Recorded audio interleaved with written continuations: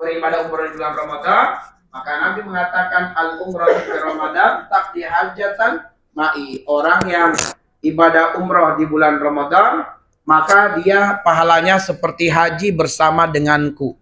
Ya, seperti haji bersama denganku itu kalau umrah di bulan Ramadan. Baik, ini tips sukses umrah ya, tips sukses umrah dari kepergian sampai kepulangan. Ini tentu berdasarkan penggalan ayat wa atimmu, sempurnakanlah. Ya, disuruh sempurnakan, bersungguh-sungguh. Kata Allah, wajahidu fillahi haqqa jihadih. Untuk ketaatan kepada Allah, persembahkan yang terbaik, yang maksimal. Dalam upaya kita sukses dalam pelaksanaan ibadah umroh ini, kita berikan rumus. Rumusnya adalah pertama, ingat 5 hukum dalam ilmu fikih. Ada 5. Wajib, sunnah, mubah, makruh, dan haram. Masing-masing ada rumusnya nih. Semua ibadah atau semua perbuatan atau semua ucapan yang hukumnya wajib, rumusnya laksanakan, sempurnakan. Semua perbuatan atau ibadah atau ucapan yang hukumnya adalah sunnah, rumusnya perbanyak dan variasikan. Semua ucapan, perbuatan yang hukumnya adalah mubah, rumusnya adalah kurangi. Dan semua ucapan atau perbuatan yang hukumnya adalah makruh, rumusnya hindari. Dan apabila perbuatan atau ucapan hukumnya haram, tinggalkan. Ini rumusnya kalau pengen sukses dari awal keberangkatan sampai kepulangan. Mari kita lihat contoh. Yang wajib, rumusnya laksanakan dan sempurnakan. Apa yang wajib? Rukun umrah. Rukun umrah. Mulai dari ihram, tawaf, sa'i, dan tahallul. Maka laksanakan, sempurnakan, sungguh-sungguh. Maksimalkan. Kemudian sholat 5 waktu. Wajib. Laksanakan, sempurnakan. Ya, laksanakan, sempurnakan. Mulai dari waktunya, tempatnya, caranya. Jangan sampai kita hanya pindah tempat tidur gitu ya. Sholatnya di hotel. Ya, sholatnya di hotel. Laksanakan di masjid. Masjidil Haram. Di Mekah atau di Madinah. Laksanakan di Masjidil Haram. Masjid Haram Al-Makki atau Masjid Haram Al-Madinah. Baik. Kemudian sholat jenazah wajib. Ya, tapi dia adalah fardu kifayah. Tapi wajib. Nah, karena itulah kemudian laksanakan. Jangan bubar. Begitu salam, jangan sampai kita tidak ikuti sholat jenazah. Biasa sekitar 2 menit, 3 menit setelah salam, langsung ada pengumuman. Maka kita kemudian menjalankan sholat jenazah. Tadi pahalanya 1 kirat. 1 kirat sebesar gunung Uhud. Ya, tingginya 1077 meter. Panjangnya gunung Uhud 7 km. Kemudian luasnya adalah 10 km. Itu Bukit Uhud. Adapun nanti kita lihat sana ada bukit yang kecil di tengah-tengah. Jadi bukit kecil jaraknya dengan Bukit Uhud itu 500 meter. Bukit kecil itu yang disebut dengan Jabal Romeo. Yaitu Bukit Pemanah. Ya, Bukit Pemanah itu bukan Bukit Uhud itu. Itu hanyalah Bukit Pemanah. Disitulah Nabi menempatkan 50 pasukan pemanah. Nah, itu nggak disebut Bukit Uhud. Bukit Uhud itu yang Nabi kemudian setelah terjadi perang Uhud itu, Nabi dan sahabatnya naik ke Bukit Uhud yang tinggi. Disitulah kemudian Allah selamatkan mereka dari kejaran orang kafir Quraisy. Baik, kemudian menuntut ilmu wajib, maka sungguh-sungguh dalam menuntut ilmu. Saling ta'awun, sebagaimana disampaikan oleh Ustadz Budi tadi. Saling ta'awun, saling nasihat menasehati wajib, maka sungguh-sungguh kita di dalamnya. Dan masih banyak contoh-contoh yang wajib lainnya. Yang sunnah, rumusnya perbanyak dan variasikan. Zikir dan syukur, ya zikir, perbanyak zikirnya ya. Perbanyak bersyukur, jangan perbanyak mengeluh. Perbanyak bersyukur. Perbanyak talbiyah setelah niat ihram, sebab sunnah talbiyah itu. Jangan sampai nanti kita sebutkan, misalnya nih yang transit ke Mekah, ya langsung ke Mekah, berarti dia nanti mikotnya di pesawat, ya lam-lam. Nah, mulai dari mikot perbanyak talbiyah, ya. Jangan perbanyak gosip, perbanyak talbiyah. Biasa di pesawat kan tuh ada tontonan ya, ada diberikan pelayanan bisa menonton, maka sebaiknya sibuklah dengan talbiyah, sibuklah dengan zikir ketimbang menghilangkan kebosanan dalam pesawat sambil nonton sinetron atau drama atau film-film. Ada banyak ya tayangan-tayangan yang di apa namanya sebagai layanan pesawat. Maka kita sarankan jamaah kita hindari menonton. Perbanyak aja zikir. Kalau menonton di sana ada pilihan murotal ya, ada pilihan apa namanya video-video Islami. Hilangkan atau bertahan bersabar nonton film-film dululah. Drama, Mandarin, Cina ada semua di pesawat itu. Ya, pelayanannya. Maka kita tinggalkan. Ya, kenapa? Supaya kita bisa maksimal nih. Kemudian perbanyak istighfar. Nah, istighfar minimal 100 kali setiap hari. Karena Nabi tidak kurang istighfarnya 100 kali setiap hari. Perbanyak, itu paling minimal istighfar. Lebih dari itu semakin banyak semakin bagus. Perbanyak baca Al-Quran. Perbanyak baca Al-Quran. Perbanyak ibadah doa. Mulai dari perjalanan sampai kepulangan, kepergian sampai kepulangan itu semuanya doanya mustajab. Kenapa? Statusnya musafir. Musafir umroh. Maka mustajab doa. Perbanyak berdoa, perbanyak berdoa. Ya. Kemudian perbanyak sholat-sholat sunnah. Terutama di Masjidil Haram dan Masjid Nabawi. Ya, sholat sunnah di sanalah. Kalau nggak sempat di sana ya udah, nggak apa-apa di hotel. Tapi wajibnya usahakan di hotel. Selagi tidak ada uzur. Kemudian perbanyak infak dan sedekah. Ya, perbanyak infak dan sedekah. Termasuk wakaf Quran di Mekah dan di Madinah. Dan lain-lain. Ya, nanti mungkin akan ada tambahan dari mutawifnya atau terleadernya tentang amalan-amalan sunnah lainnya. Nah, perkara mubah kurangi. Tidak salah mubah itu, tapi kurangi. Apa itu mubah? La yusabu ala fi'lihi wa la yu'aqabu ala tarkihi. Tidak dapat pahala dikerjakan, tidak berdosa jika tidak dilakukan. Itulah mubah. Contohnya, ya, mubah itu tidur. Tidur di pagi dan siang hari. Tidur itu mubah. Mubah tidur itu ya. Di pagi hari, siang hari. Mubah.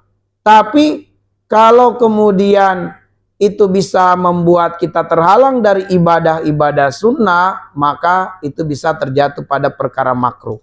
Karena itu kurangi tidur di waktu pagi atau siang hari. Kecuali Anda tidur pagi dengan niat, ya Allah saya mau tidur pagi supaya saya bisa zuhur di Masjidil Haram. Saya mau tidur antara zuhur asar supaya saya bisa asar di Masjidil Haram. Supaya bisa qiyamul lail. Maka tidurnya menjadi sunnah bahkan menjadi wajib tergantung niatnya. Karena perkara mubah itu, dia nanti bisa menjadi sunnah, bisa menjadi wajib, bahkan bisa menjadi makruh, bahkan bisa menjadi haram. Tergantung niat tidurnya untuk apa. Ya, maka jangan sampai tidur bablas begitu aja, tapi niatkan. Saya mau tidur supaya bisa kuat ibadah di Masjidil Haram, maka tidurnya menjadi pahala tergantung niatnya. Kata para ulama, al-wasail laha ahkamul maqasid. Wasilah dihukumi sesuai dengan tujuan. Semua wasilah itu hukum asalnya mubah, itu wasilah. Hukum asalnya mubah, tapi dia bisa berubah hukum sesuai dengan hukum tujuannya. Untuk apa dia tidur? Kalau tujuannya tidur untuk ibadah, ya mulail, maka tidurnya menjadi sunnah. Selain itu, maka kurangilah tidur kalau tidak ada niat untuk mempersiapkan diri ibadah yang lebih baik, lebih maksimal. Nah, kemudian kurangi jalan-jalan di sekitar hotel dan belanja di pasar-pasar. Tidak dosa, tapi kurangi. Dan kami sarankan di Mekah sebaiknya tahan tangan-tangan dari berbelanja. Sebab apa yang kita mau belanja di Mekah ada semua di Madinah bahkan lebih murah. Sehingga bertahan. Kenapa bertahan? Supaya bisa maksimal fokus ibadah di Masjidil Haram. Ya, supaya bisa maksimal ibadah di Masjidil Haram. Nah, karena itulah tahan tangan-tangannya dulu untuk berbelanja walaupun boleh. Ya, belanja-belanja barang, baju atau apapun, insya Allah di Madinah dan beberapa tempat-tempat yang disinggahi nantinya, ya di sekitaran Madinah itu banyak yang lebih murah. Ya, maka bertahan. Kualitasnya sama, kualitasnya bagus, tapi harga lebih murah. Jadi bertahan dulu. Karena kalau tidak, belum ke Madinah, kopernya sudah beranak. Ya, kopernya sudah gemuk. Kasihan.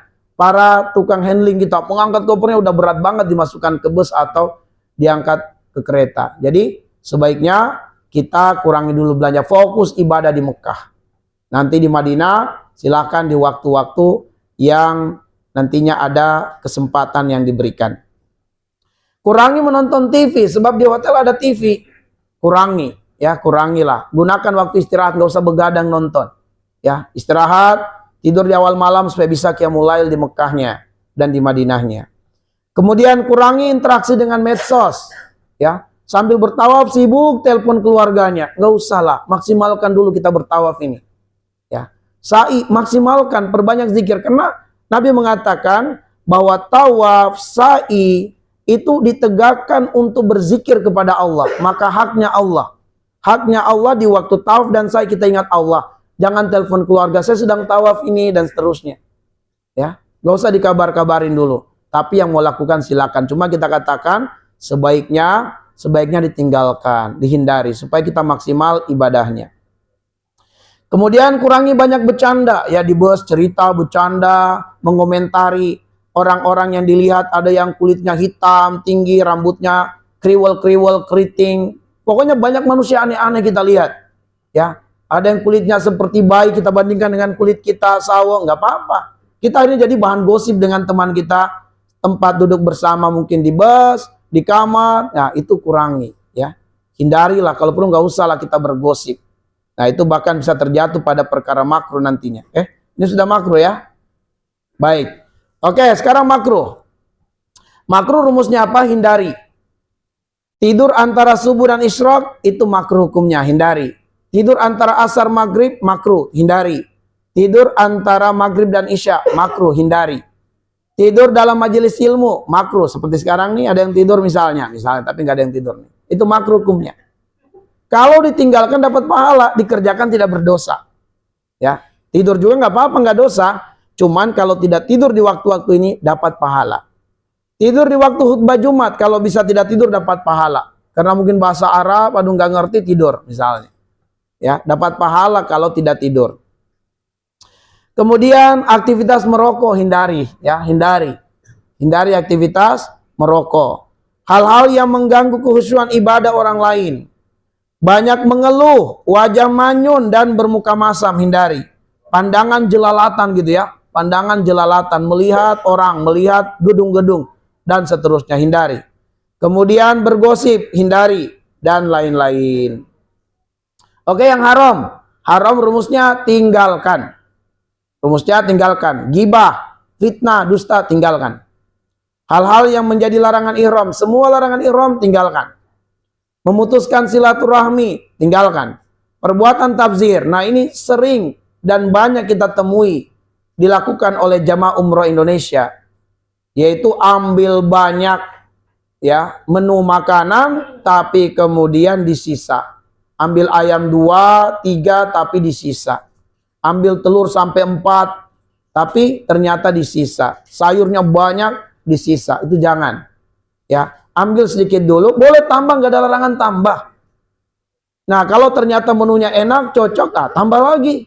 Seringkali ambil banyak, ternyata menunya nggak cocok, maki-maki makan nggak boleh. Kata Nabi, jangan kamu mencela makanan. Kalau tidak suka tinggalkan, tapi jangan sampai dicela. Makanya ambil sedikit dulu lah. Kalau memang cocok lidahnya, baru tambah gitu ya. Nah, ala kuliah jangan sampai tabzir. Kenapa? Kalau terjadi tabzir, terbukalah pintu di hati kita untuk setan masuk dan merusak ibadah kita. Kemudian hindari transaksi yang berpotensi riba, terutama saat penukaran uang rupiah ke rial atau sebaliknya. Untuk menukar rupiah ke rial atau sebaliknya, itu syaratnya hanya satu. Apa itu? Qobdan bi qobdin atau yadan biyadin. Harus serah terima di tempat. Adapun kemudian harga realnya misalnya 5.000, 6.000 per 1 real, nggak ada masalah itu. 1 real dijual 10.000, nggak ada masalah. 1 real dijual 1.000, nggak ada masalah. Yang penting terjadi serah terima di tempat. Kita serahkan rupiah, kita dapatkan realnya. Atau kita transfer rupiahnya, kita dapatkan realnya. Tapi kita belum berpisah sampai masing-masing mendapatkan apa yang dihajatkannya. Setelah itu baru kita boleh berpisah. Ingat, jangan sampai pinjam real, bayarnya rupiah di Indonesia, haram, itu riba. Pinjam realnya dong berapa? 100 real. Nanti saya bayar di Indonesia ya pakai rupiah. Itu nggak boleh, itu riba. Kalau mau kembalikan di Indonesia, kembalikan dengan real. Berapa pinjamnya 100 real? Kembalikan di Indonesia 100 real. Jangan dikonversi ke rupiah. Terjadi riba nasiah. Terjadi riba nasiah. Jadi boleh pinjam real? Boleh. Berarti akadnya pinjam, bukan utang piutang akadnya, bukan jual beli. Kalau utang piutang, kalau kita pinjam dalam bentuk real, kembalinya harus ke real di Indonesia. Jangan kembalinya ke rupiah dikonversi. 1 real sekian, jadi saya bayar rupiah. Jangan, haram. Terjadi riba nasiah. Oke, baik. Selanjutnya, perbuatan zina, ya, perbuatan zina dan lain-lain. Itu tinggalkan. Ketentuan-ketentuan pelaksanaan umroh. Nah, kita sudah mulai masuk nih. Syarat umroh kita percepat: Islam, balik, akil, merdeka, dan istitoah. Ini syarat untuk umroh. Jadi kalau yang belum balik, belum dia hanya mendapatkan ibadah sunnah tapi belum gugur kewajiban umroh. Rukun umroh. Nah, rukun umroh hanya 5. Niat ihram di mikot, tawaf umroh, sa'i antara Safa dan Marwah, tahallul, dan tertib. Harus berurutan, tertib. Rukun umroh tidak dapat ditinggalkan. Bila salah satu rukun umroh tidak dikerjakan, maka umrohnya tidak sah.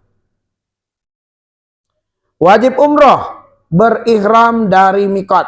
Berihram dari mikot. Meninggalkan larangan-larangan ihram selama melaksanakan ibadah umroh. Wajib umroh ini, umrohnya tetap sah kalau dilanggar. Kenapa? Karena dia bukan rukun umroh. Wajib umroh hanya saja nanti ada dam atau denda. Nanti akan kita jelaskan. Baik, sekarang kita mulai ihram di mikot. Ya, usahakan menghayal ya, menghayal. Menghayal kita sedang ihram di mikot. Apa persiapan? Persiapan sebelum ihram.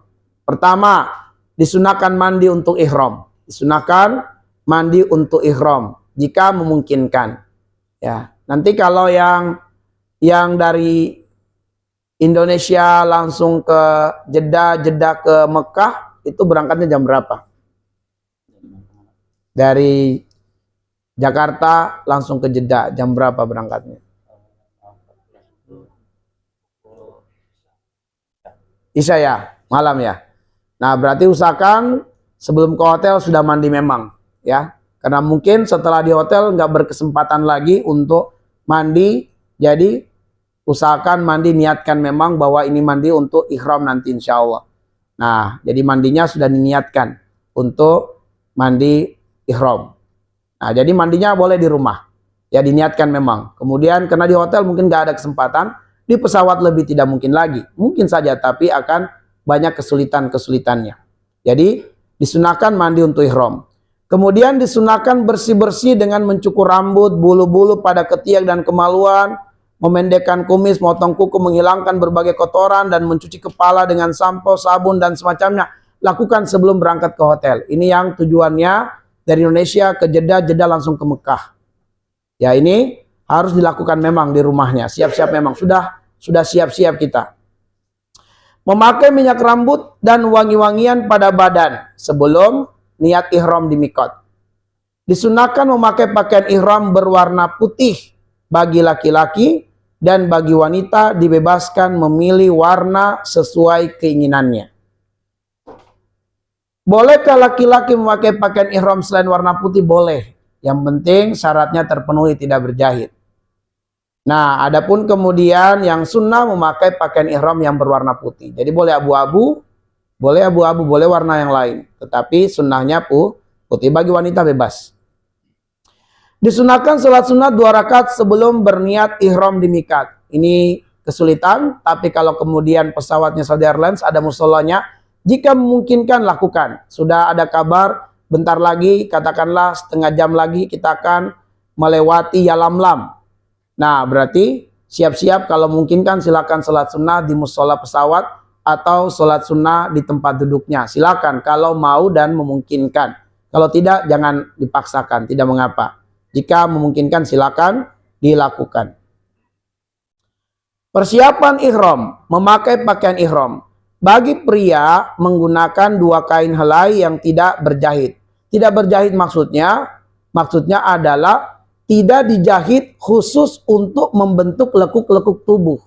Sebab pakaian ihram bisa saja berjahit, Tapi yang dimaksudkan di sini adalah kain itu tidak dijahit khusus untuk membentuk lengan tubuh seperti ini. Ini kan dijahit khusus nih sehingga pas di lengan, pas di badan. Nah, kalau kain ihram itu walaupun berjahit tapi maksudnya tidak dijahit khusus untuk membentuk sesuai dengan lekukan tubuh. Ya. Nah, itu adalah pakaian ihram. Jadi bagi pria menggunakan dua kain helai yang tidak berjahit, maksudnya tidak dijahit khusus untuk membentuk lekukan tubuh. Satu diselendangkan di bahu dan yang satu lagi disarungkan. Ya, kalau yang diselendangkan namanya rida, yang disarungkan namanya izar. Pada waktu melaksanakan tawaf, kain ihram dikenakan dengan cara ittiba, yaitu membuka bahu sebelah kanan dan membiarkan bahu sebelah kiri tertutup kain ihram. Nah, itu modelnya ittiba seperti sana. Ini hanya dilakukan ketika melakukan tawaf umroh.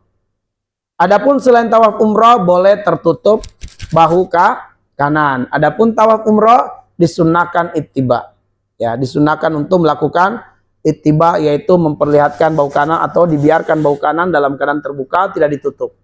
Nah, itu namanya ittiba. Hanya ketika kita melakukan tawaf umroh. Ya, sebanyak 7 kali putaran. Baik, sebelum kita lanjut, kita praktekkan dulu cara memakai pakaian ihram bagi laki-laki.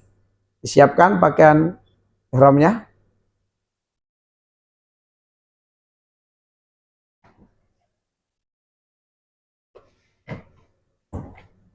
Ada satu orang yang siap untuk tampil di depan? Ayo, silakan. Silakan Pak Ayo. Terutama yang baru-baru. Ya, ayo silakan. Biar ketahuan. Nanti dicontohkan dulu oleh Pak Budi, baru kemudian kita minta dipraktekkan langsung.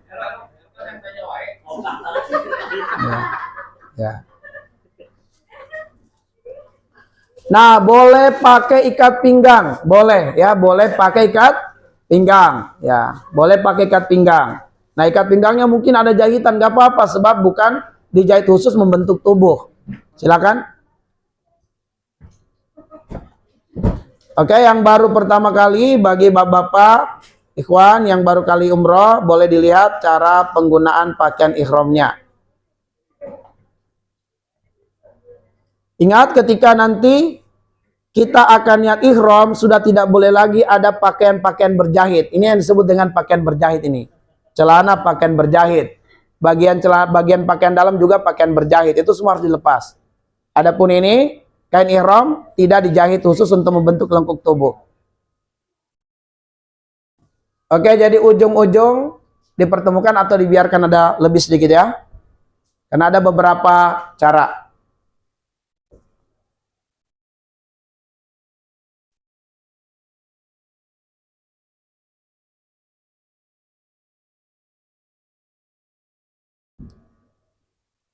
Oke, ini cara yang pertama. Bisa diulang sekali lagi Pak Budi?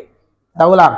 Nah, dengarkan Bapak Ibu sekalian, untuk laki-laki tentunya tidak ada cara khusus memakai pakaian ihram. Pastikan ada bagian bawah yang tertutup dan bagian atas sebagai selendangnya. Tapi teknisnya terserah masing-masing. Yang penting jangan sampai auratnya kelihatan ketika duduk, ya, tanpa sadar. Ini kan nggak boleh lagi ada pakaian dalam. Nah, duduk ternyata tersingkap gitu ya. Nah, karena itu sekali lagi teknisnya terserah sebenarnya, yang penting jangan sampai aurat terlihat. Nah, beberapa teknis yang bisa kita ajarkan. Oke.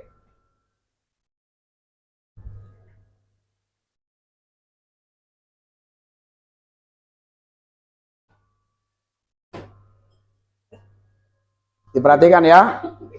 Pak Budi bisa dibimbing kalau kemudian agak kesulitan.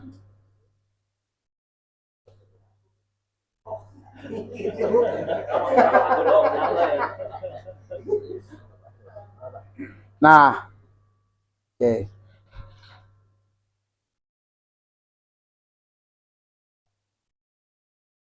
Baik, kita uji coba. Lapang nggak kalau melangkah? Oke, lapang, enak. Ada peluang tersingkap aurat? Terbuka nggak? Nah, enggak kan, aman ya. Berarti alhamdulillah aman. Ini sudah bisa yang lain ikut? Oke. Atau mau cara yang kedua? Cara kedua boleh, saya tunjukkan ya. Boleh dibuka. Atau ini? Cara yang kedua ya. Boleh ke sini. Ke tepi ya, oke. Nah, ini cara yang kedua. Seperti halnya sarung yang dipertemukan.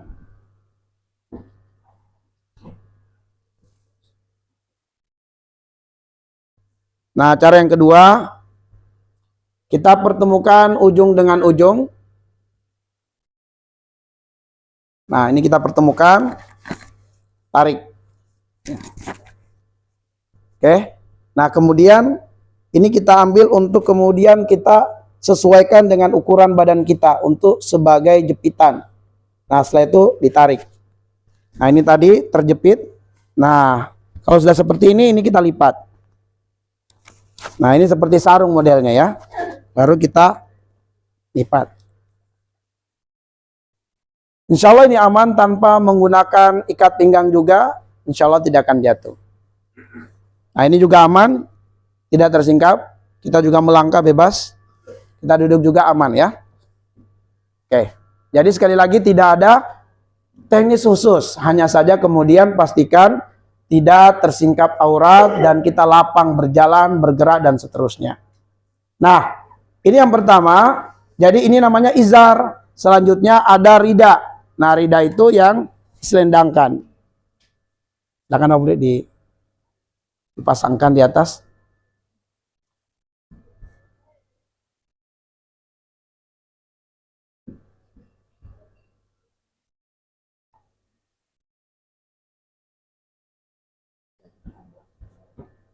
Nah, ujung dari rida boleh diselipkan di lipatan izarnya supaya tidak jatuh, tidak goyang, terutama ketika sholat.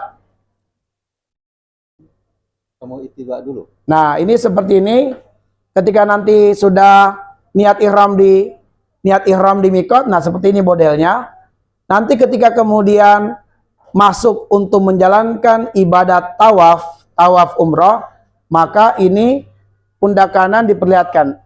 Angkat tangan kanannya. Oke, ini. Tarik ke bawah ya. Nah, seperti ini. Ini hanya ketika tawaf umroh. Mulai dari tawaf umroh, mulai seperti ini penampilannya. Jelas ya? Nah, kalaupun selain tawaf umroh, maka boleh ditutup saja, terutama ketika kita mau sholat. Nah, ini diselipkan supaya ketika kita ruku, ketika kita sujud, itu kita tidak direpotkan dengan ridanya. Sebab berpeluang jatuh kalau kita tidak ikat atau kencangkan atau masukkan ke lipatan izarnya. Sampai sini jelas, terutama bagi bapak-bapak, ikhwan, jelas ya? Baik. Ada lagi yang mau tampil praktek? Silakan kalau yang mau coba. Ya, atau cukup? Cukup ya? Baik, kita lanjutkan.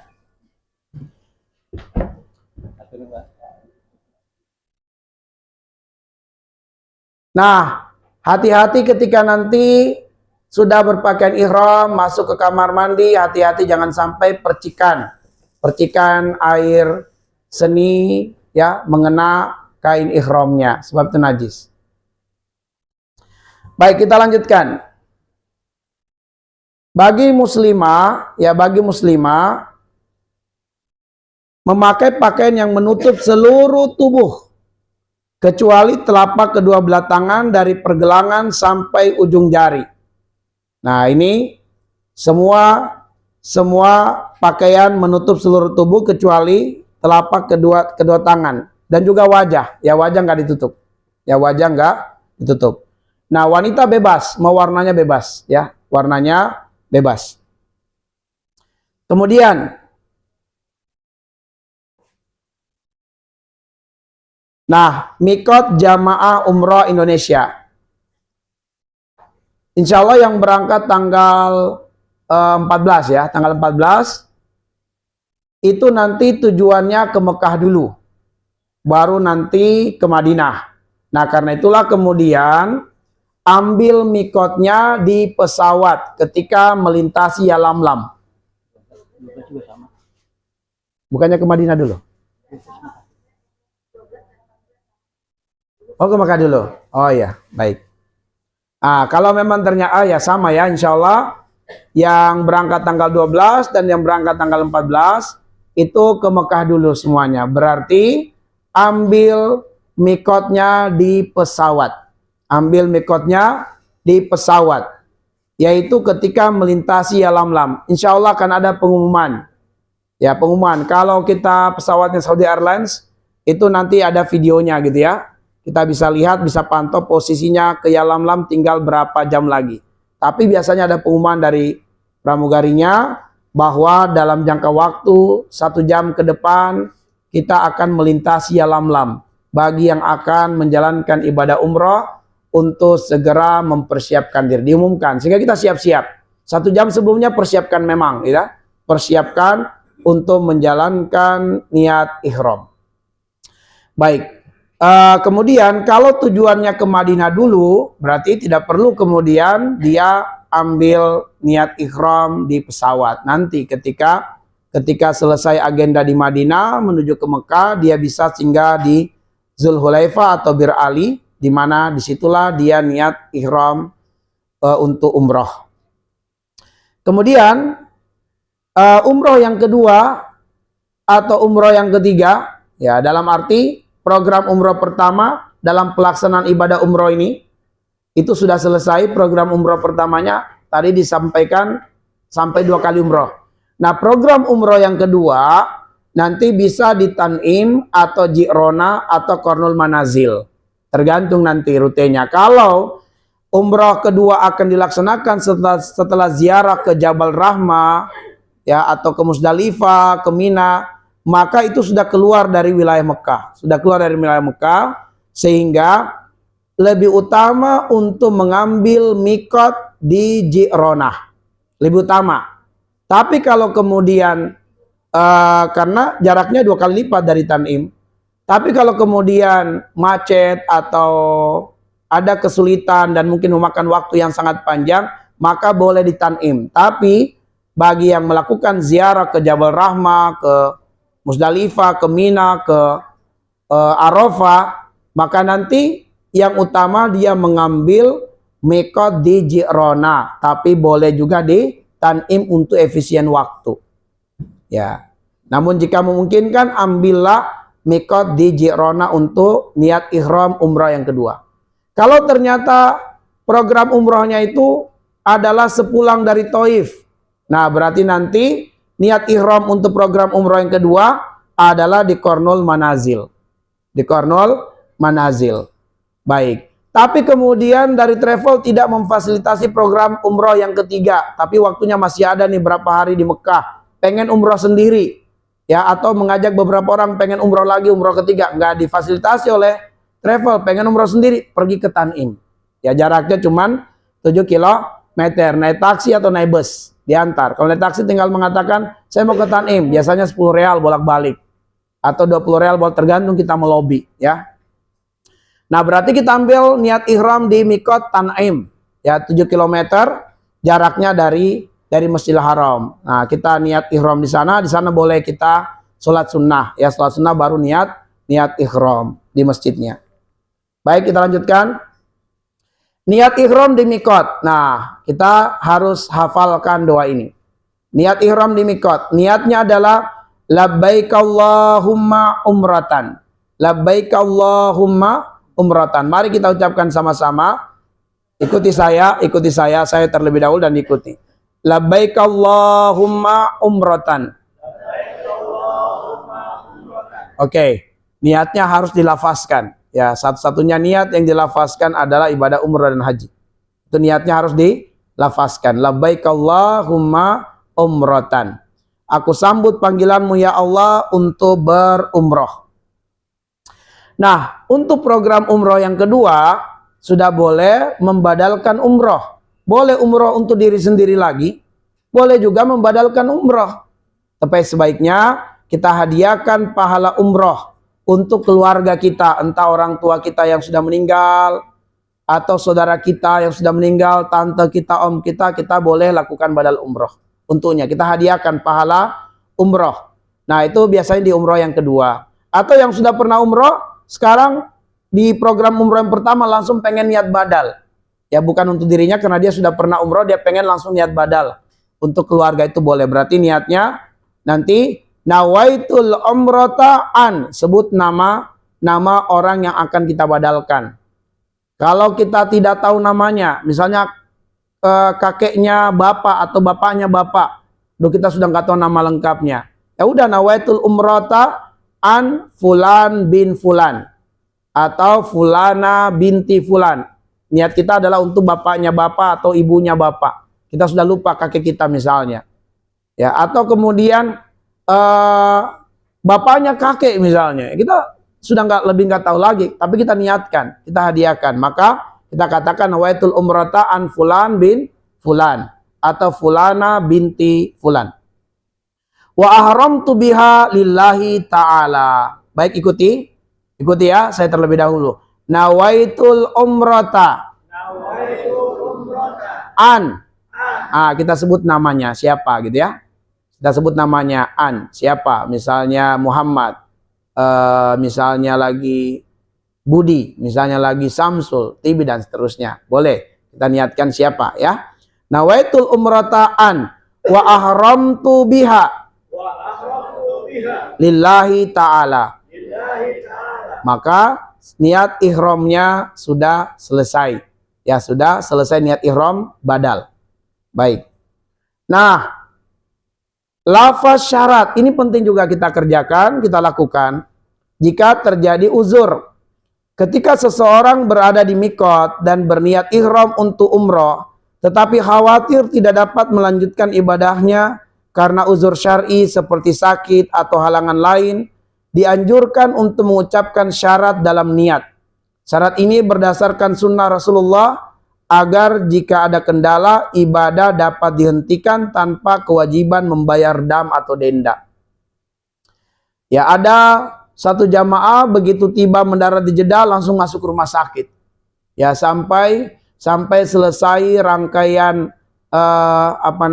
safar di Mekah harus balik ke Madinah, dia juga belum keluar rumah sakit. Nah, itu sudah terhalang menjalankan ibadah umroh. Dia sudah niat ihram. Nah, itu pentingnya syarat seperti ini. Ya, maka kita tambahkan niat kita, yaitu Allahumma inni uridul umrata fayassirha li wa taqabbalha minni fa in habasani habisun famahalli haitsu habastani. Ini yang panjangnya. Kalau yang mau pendeknya cukup Allahumma famahalli haitsu habastani. Itu yang pendeknya, ambil bagian awalnya dan bagian akhirnya. Allahumma famahalli haitsu habastani.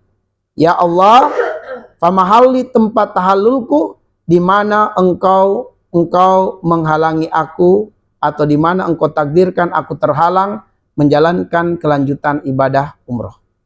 Misalnya nih, kita sudah di pesawat, sudah niat ihram, begitu mendarat di Jeddah, tiba-tiba Covid, pemerintah menutup akses untuk masuk ke Mekah misalnya, berarti terhalang kita. Nah, kita sudah baca tadi, maka kita langsung bertahallul. Baik, jelas sampai di sini. Jadi yang singkatnya, Allahumma famahalli haitsu habastani.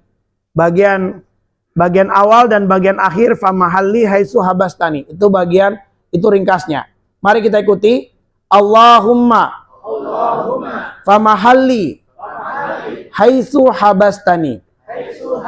Sekali lagi, Allahumma famahalli haitsu habastani. Nah, itu yang ringkasnya atau singkatnya. Baik. Setelah melafazkan niat, maka dianjurkan memperbanyak talbiyah. Labbaik Allahumma labbaik, labbaik la syarika laka labbaik, innal hamda wan ni'mata laka wal mulk la syarika lak. Nah, ini kita perbanyak zikirkan, baik secara berjamaah-jamaah atau masing-masing, ya. Baik, mari kita ikuti, kita bersama-sama, ikuti saya. Labbaik Allahumma labbaik, labbaik la syarika laka labbaik, innal hamda wan ni'mata laka wal mulk la syarika lak. Nah, ini kita perbanyak di pesawat, ya. Kita perbanyak kemudian sembari kita menunggu antrian untuk paspor kita diperiksa, kita perbanyak sambil antri. Labbaik Allahumma labbaik, nggak usah lihat. Tadi udah kita sebutkan, nggak usah lihat, perhatiin orang-orang yang mungkin dari calon jamaah umroh yang kemudian juga tinggi-tinggi, warna kulitnya berbeda-beda. Nggak usah fokus, kita fokus sambil antrian untuk kemudian paspor kita diperiksa. Nah, kita bertalbiyah. Kemudian di busnya belum jalan nih karena koper-koper sedang dimasukkan, kita bertalbiyah, terus bertalbiyah. Selama di bus kita bertalbiyah sampai kita tertidur, bangun, bertalbiyah lagi terus sebanyak-banyaknya, ya, sebanyak-banyaknya. Baik, Rasulullah SAW bersabda tentang keutamaan bertalbiyah, ma'ahalla muhillun walakabbara mukabbirun illa busyira qila ya Rasulullah bil jannah qala na'am. Jadi keutamaan orang yang bertalbiyah itu adalah mendapatkan kabar gembira, dan sahabat bertanya, ya Rasulullah, apakah kabar gembiranya surga? Kata Nabi, ya, kabar gembiranya adalah akan mendapatkan surga. Diriwayatkan oleh Imam At-Tabrani dan disahihkan oleh Syekh Al-Albani rahimahullah ta'ala. Nah, larangan ihram bagi pria memakai pakaian berjahit. Ya, memakai pakaian berjahit, termasuk kaos kaki itu berjahit, karena dijahit khusus membentuk lekukan kaki kita, maka tidak boleh memakai kaos kaki. Kemudian memakai sepatu yang menutupi mata kaki, ya, memakai sepatu menutupi mata kaki. Nah, dianjurkan, disunnahkan untuk memakai alas kaki ketika menjalankan ibadah umroh. Jangan sampai tidak beralas kaki. Ya, kemarin ada salah satu jamaah itu tidak beralas kaki.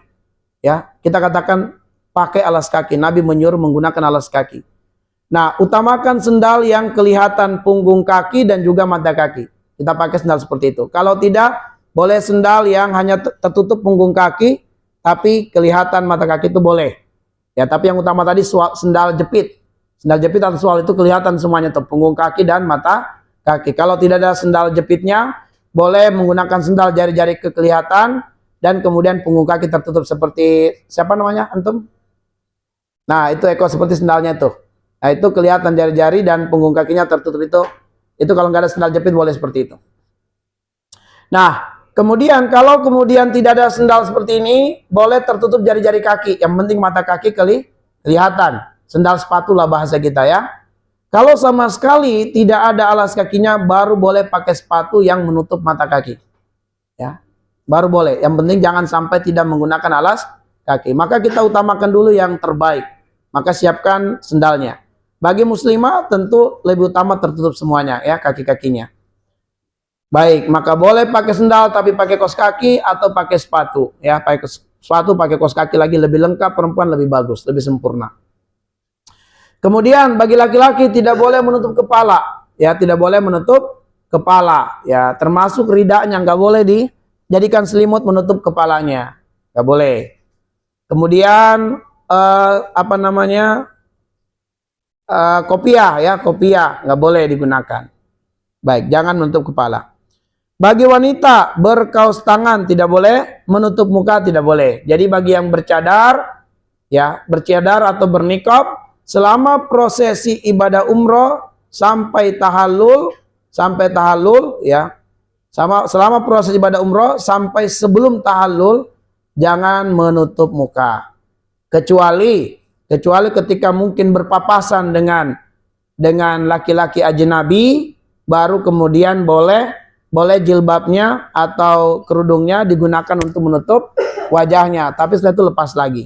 Tapi jangan kemudian sengaja, ya, seperti memang kain khusus untuk cadar, ya, seperti ummahat kita. Siapa namanya, Bu?